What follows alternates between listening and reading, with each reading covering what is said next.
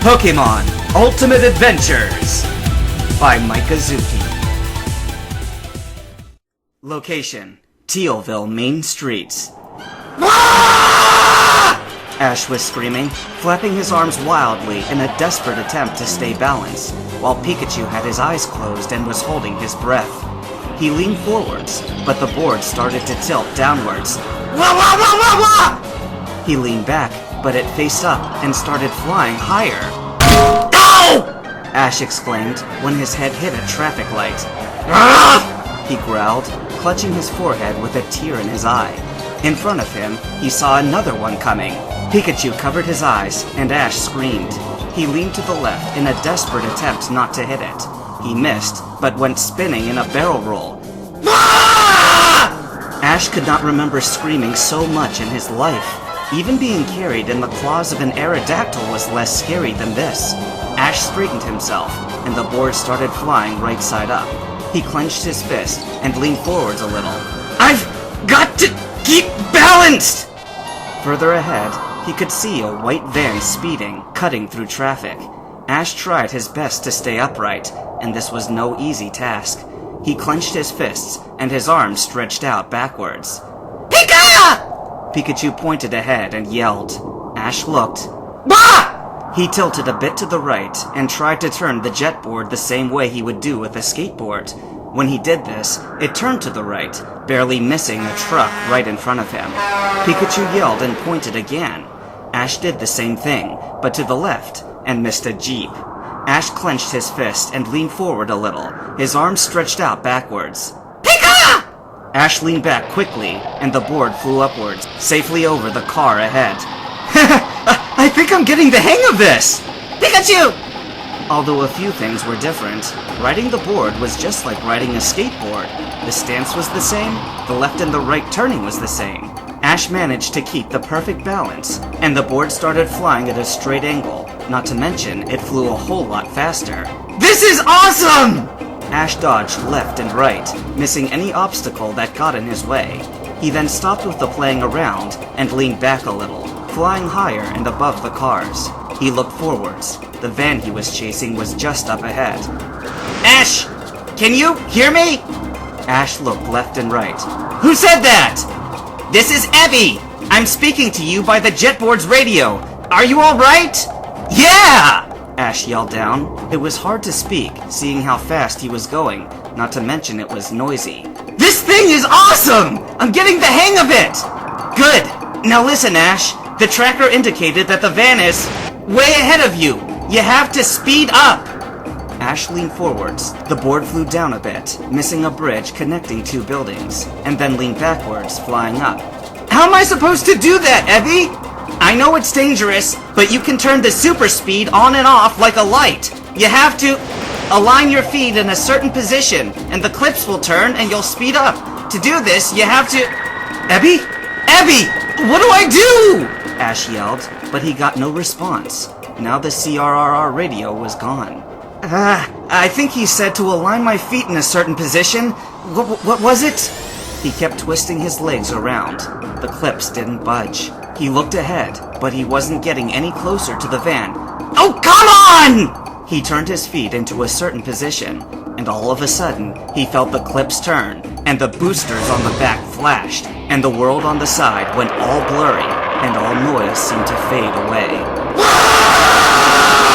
Ash screamed. Pikachu's teeth were clenched on Ash's jacket, hanging on for dear life. He shot ahead, zooming past all the cars. How the heck do I slow this thing down? He moved his feet back to the original position, and it slowed down.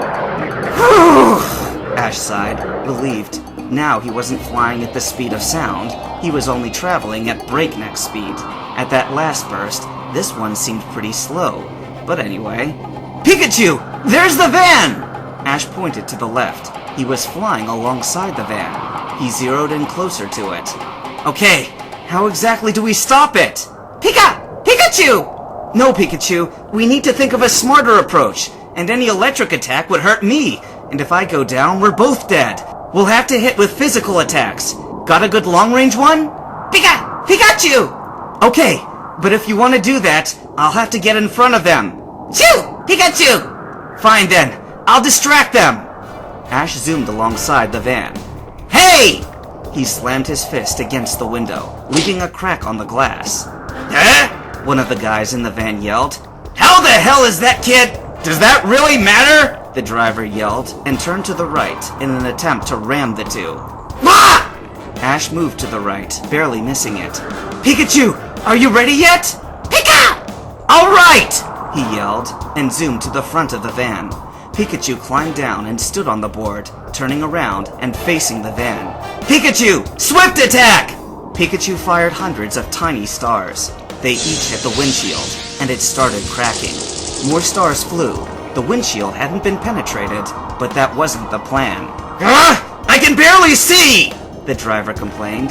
The window was white and full of cracks. Then let me take care of things! A second guy yelled. He picked up a fire extinguisher and swung it, hitting the windshield so hard that it shattered it. Although it was difficult to drive without a windshield, it was better than driving blind. Perfect! Ash yelled. Pikachu, use Flash! Ash turned his head and faced downwards, looking away from Pikachu. Pikachu! Pikachu sparked and flashed a bright light, blinding anyone who was looking at it. Ah! My eyes! The driver yelled. In his madness, he didn't know what he was doing. His hands were turning the steering wheel left and right. All right! Ash cheered. It worked perfectly! The van spun out of control. The tires screeched as it tried to stop. It started to turn, and then flipped and fell onto the side. Ash leaned over slightly, and the board slowed down to a complete stop in midair. The power in the downward booster reduced, allowing Ash to neatly land straight on the ground. Well, at least the stopping part was easy to figure out. Ash wiped some sweat off of his forehead. That was the most awesome thing I have ever done in my whole entire life! Suddenly, Ash heard the sound of police sirens in the background. Ah, cavalry has arrived! Ash crossed his arms. 5 minutes later.